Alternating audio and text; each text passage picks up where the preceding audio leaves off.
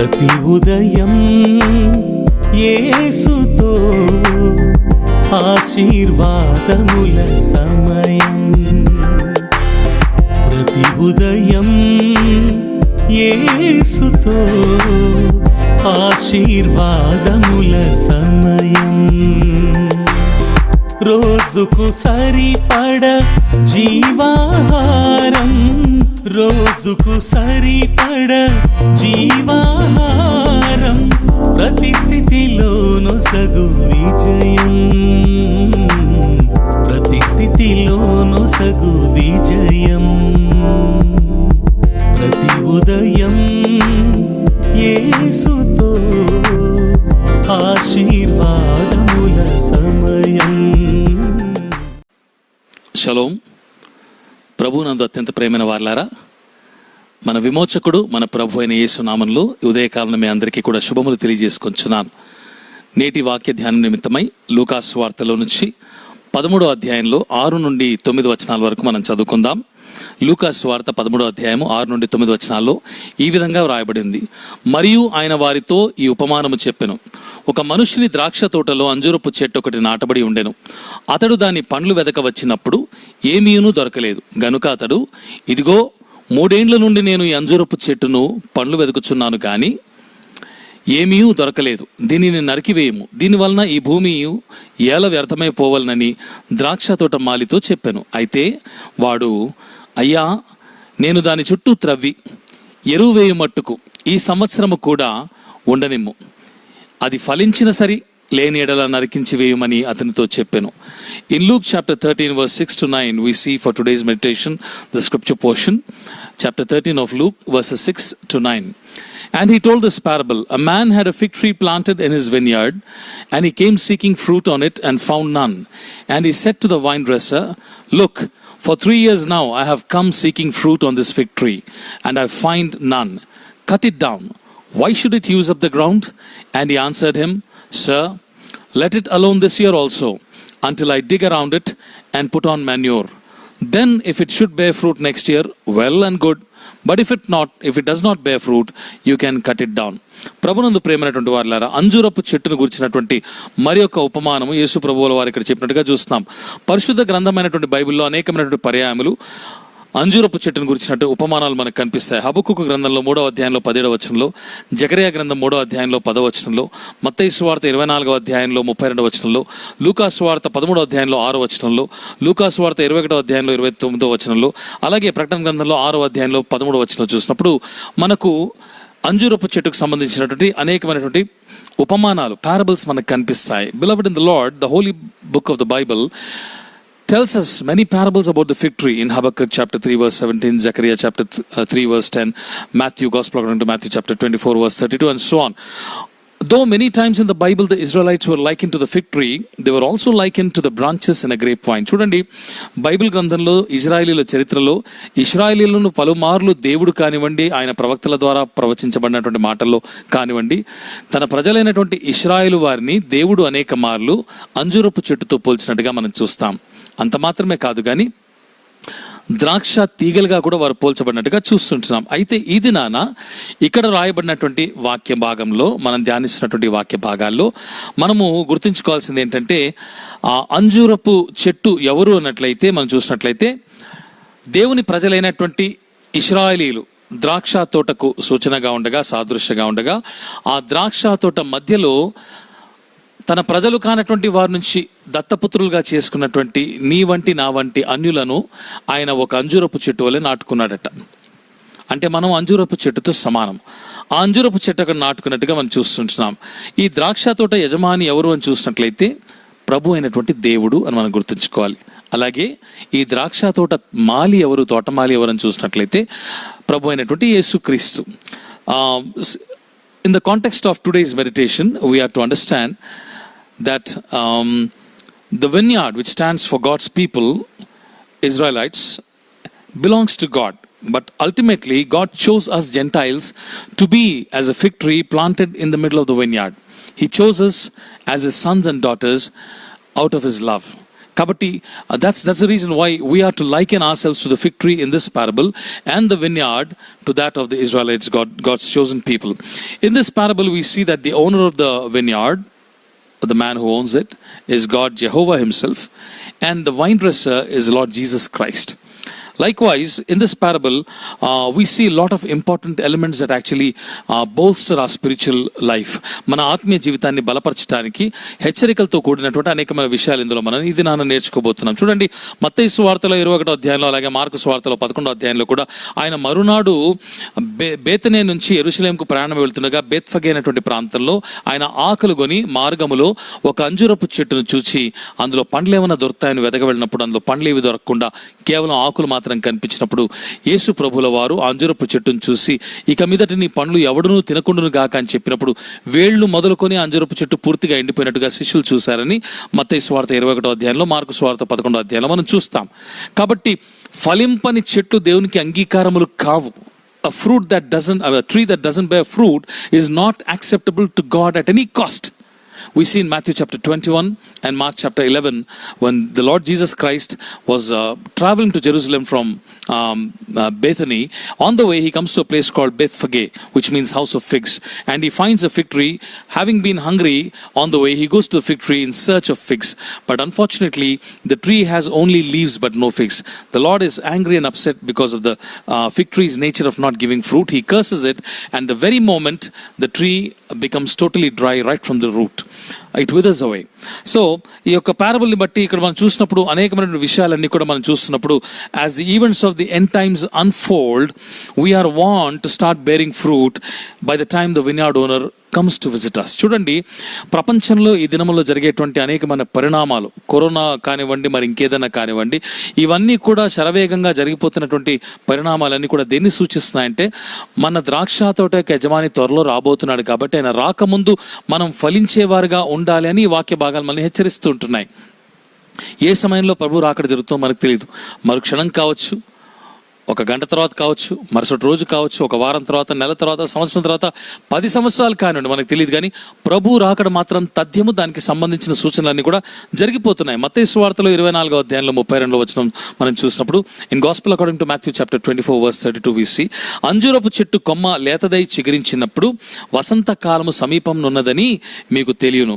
ఆ ప్రకారమే మీరు ఈ సంగతులన్నీ కూడా జరుగుట చూచినప్పుడు ఆయన సమీపముననే, ద్వారము దగ్గరనే ఉన్నాడని తెలుసుకొనుడి అనేటువంటి మాట చెబుతాడు. ఏ సంగతులట? 24వ అధ్యాయంలో 1 నుంచి 31 వచనాల్లో ప్రభు ప్రవచిస్తాడు అంత్య దినముల్లో ఏమేం జరుగుతాయని. అవన్నీ కూడా సూచనలు దేనికి సూచనగా ఉన్నాయట? ప్రభు సమీపంగా ఉన్నాడు, ద్వారం దగ్గరే ఉన్నాడు అన్న దానికి సూచన అని చెప్పినట్టుగా మనం చూస్తున్నాం. కాబట్టి అంజూరపు చెట్టు చిగురించినప్పుడు ఏ విధంగా అయితే వసంతకాలం సమీపంగా ఉన్నదో, అదే విధంగా అంత్యదినపు సూచనలు జరుగుతున్నప్పుడు ప్రభు కూడా సమీపంగా ఉన్నాడని మనం గుర్తెరగవలసిన వారంగా ఉంటున్నాం. అందుకే ఒక మంచి పాట ఒకప్పుడు ఉండేది, అదిగో అంజూరము ఓ క్రైస్తవ చిగురించెను చూడుము, ఇదిగో నేను త్వరగా తును సిద్ధపడుమువను స్వరమును వినవా, అదిగో అంజూరము ఓ క్రైస్తవ చిగురించెను చూడుము అని ఒక చక్కని పాట ఉండేది. అంజూరపు చెట్టు ఏ విధంగా చిగురుస్తుందో ఆ విధంగా ప్రపంచంలో శరవేగంగా పరిణామాలు జరిగిపోతున్నాయి. In gospel according to Matthew chapter 24:32, the Lord, while prophesying about the end times, in verse 32 he says, we know that we can discern that summer is near when we see the branches of the fig tree become tender and they put out their leaves. Likewise, when you see the prophecies being fulfilled, know that the Lord is near, very near at the gates.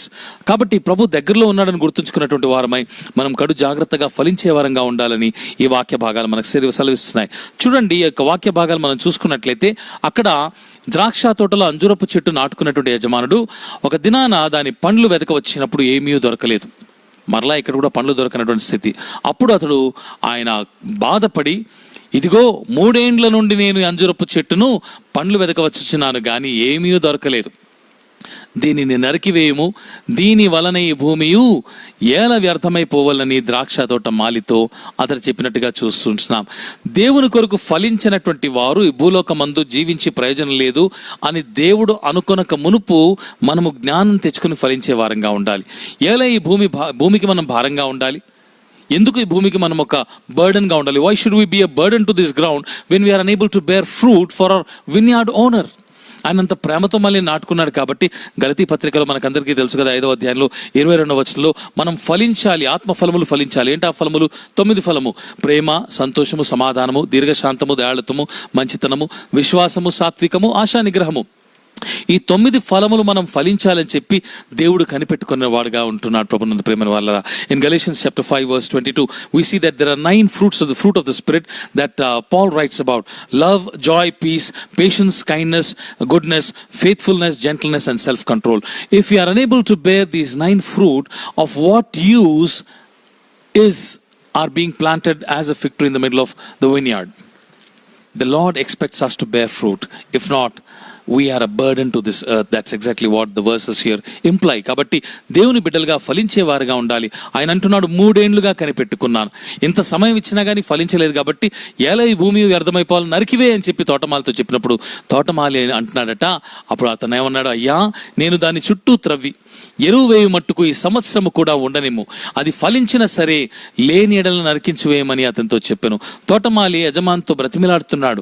He's interceding with the owner of the vineyard. Lord, give me 1 more year's time, let me dig around it and put some more manure, and after 1 year let us see if it bears fruit, well and good. If not, then you can have it cut down and cast into the fire.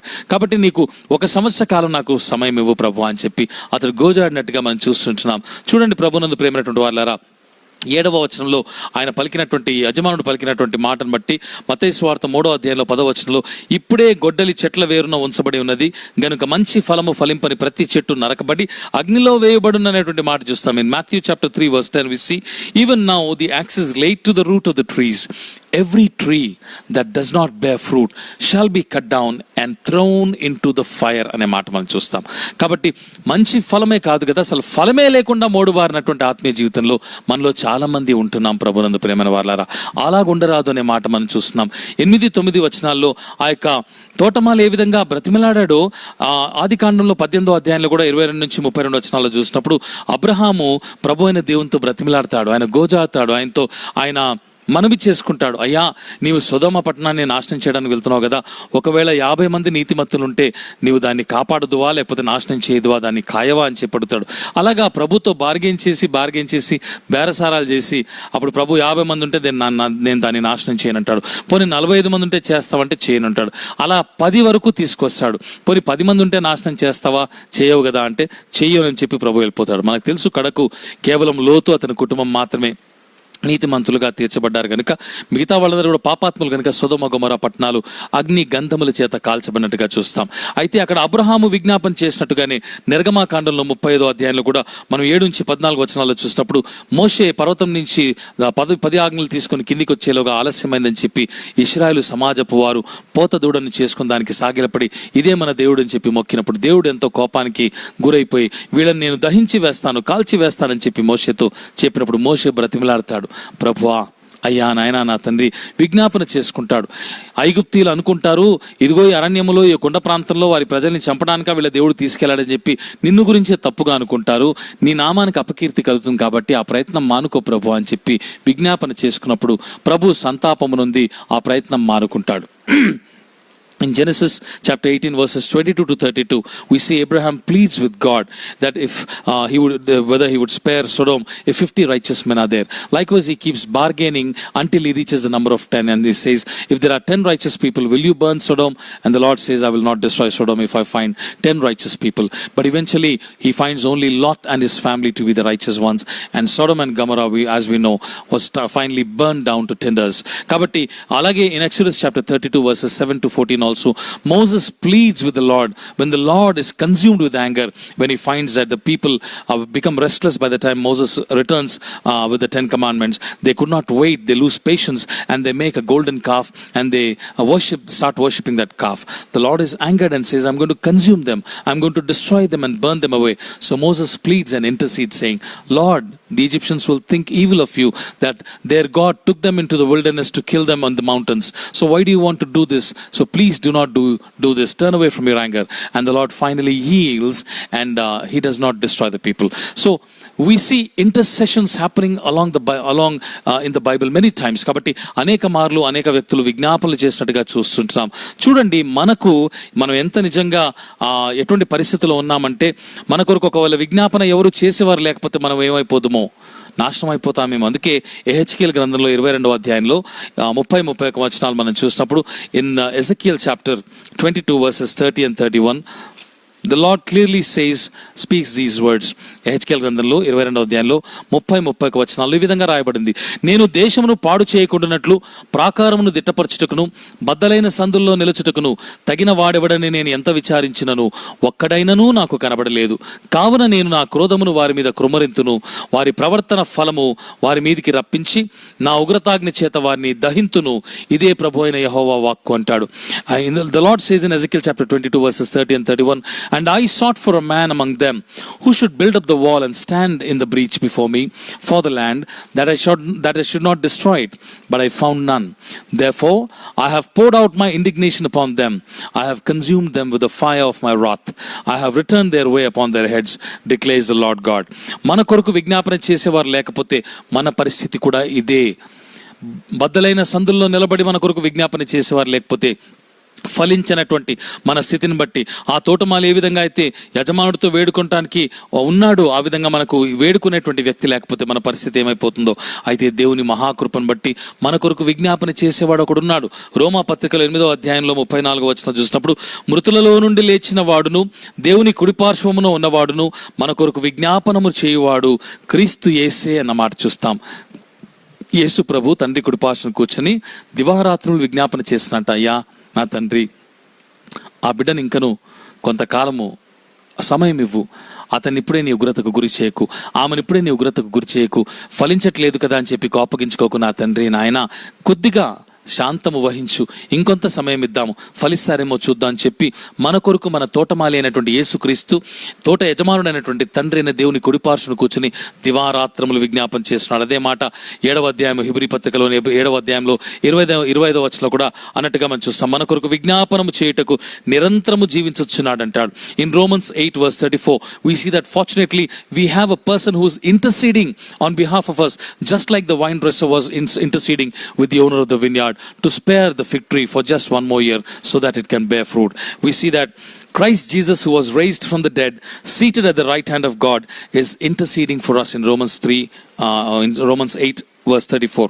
Likewise in Hebrews chapter 7 verse 5 he says he always lives to make intercession for us. మన కొరకు విజ్ఞాపన చేసేటువంటి వాడు తండ్రి ఇప్పుడు కుడిపార్శ్వన కూర్చొని seated on the right hand of the Lord the God, he's continually interceding on our behalf, asking God to give us some more time. So we must remember that we are living on borrowed time. మనము బ్రతుకుతున్నటువంటి దినములు మనకు అప్పుగా ఇవ్వబడినటువంటి దినములు.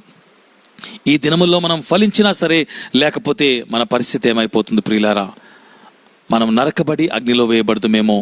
కనుక అంత్య దినముల్లో అపాయకరమైన కాలములో మనం ఉంటున్నాము. ప్రపంచం యొక్క అంతములో మనం ఉంటున్నాం కనుక సమయము శరవేగంగా వెళ్ళిపోతుంది కనుక మనకు మళ్ళీ అవకాశం ఉంటుందో లేదో తెలియదు. కాబట్టి నేడన్న సమయం ఉండగానే మనం ఫలిద్దాం, ప్రభు కొరకు ఫలించే వారంగా ఉందాం. ఆయన ప్రేమతో అపురూపంగా మనకు లేనటువంటి భాగ్యాన్ని ఇచ్చాడు. తన ద్రాక్ష తోటలో మనల్ని నాటుకున్నాడు. ద్రాక్ష తోట కోసం మాత్రమే ఆయన దేవుడుగా ఉన్నాడు ఒక కాలంలో. అయితే ఆయన మహాకృపను బట్టి నిన్ను నన్ను కూడా ఆయన బిడ్డలుగా చేసుకోవడానికి ఇష్టపడి ఆయన వనములో ఆయన తోటలో ఎంతో ప్రేమతో నాటుకున్నాడు. ఆయనని సంతోషపరిచే వారంగా ఫలించే వారంగా ఉందామా? దేవుడు అటువంటి కృప మీకును నాకును దయచేయను గాక. రండి కలిసి ప్రార్థన చేద్దాం. ప్రేమగల తండ్రి, దయగల మా ప్రభువానికి స్తోత్రాలు. ద్రాక్ష తోట అయినటువంటి నీ ప్రజలైన ఇశ్రాయేలు నడుమ నీ యొక్క ప్రజలుగా నీ సొత్తుగా చేసుకోవటానికి ఇష్టపడి మమ్మల్ని కూడా ప్రభువా అంజురపు చెట్టు వలె ప్రేమతో నాటుకున్నావు. ఒక దినాన మేము ఫలిస్తామని, మా ఫలములు నీకు కనిపిస్తాయని, అందును బట్టి నీవు ఆనందించేవాడుగా ఉంటావని మమ్మల్ని ఎంతో అపురూపంగా నా ప్రభు ఎన్నుకొని నాటుకున్నావు. అయితే మాలో అనేక మంది ఇంకనూ నా తండ్రి కాలయాపన చేస్తూ సమయం ఉన్నదిలే, చూద్దాములే, ఇంకా ప్రభు ఎప్పుడు వస్తాడో తెలియదులే, చివరి నిమిషంలోనైనా మారితే సరిపోతుంది అనుకుంటూ కాలయాపన చేస్తున్నారు ప్రభు, జాప్యం చేస్తున్నారు తండ్రి. ఫలించే విషయంలో ఎంతో నిర్లక్ష్య వైఖరి చూపుతున్నారు. అయితే ఈ దినాన స్పష్టంగా మాట్లాడవు తండ్రి. ఏ సమయంలో నీ రాకడ ఉంటుందో మాకు తెలియదు, కానీ మత్తయి సువార్త 24:32 ప్రకారం అంజూరపు కొమ్మ చిగిర్చినప్పుడు నా తండ్రి వసంతకాలం సమీపంలో ఉన్నదని ఎరుగునట్లుగా నా తండ్రి ప్రపంచంలో ప్రస్తుతం జరుగుతున్నటువంటి కార్యములు చూసినప్పుడు ప్రభువా నీ రాకడ సమీపంలో ఉన్నదని గుర్తెరిగినటువంటి వారమై జ్ఞానవంతులమై నీ కొరకు ఫలించే కృపను, జ్ఞానమును, సహాయమును మాకు దయచేయమని, ఒక దినాన అకస్మాత్తుగా నీ వచ్చినప్పుడు మా జీవితాల్లో ఫలములు నాతనే నివాసించు ఫలములు నీకు దొరుకునట్లు సహాయం చేయమని మా రక్షకుడు మా ప్రభుని యేసు నామములో ప్రార్థన చేసి స్తుతించి అడిగి పొందినాము తండ్రి. Amen. Have a wonderful day. God bless you all. Shalom. ప్రతి ఉదయం యేసుతో ఆశీర్వాదముల సమయం.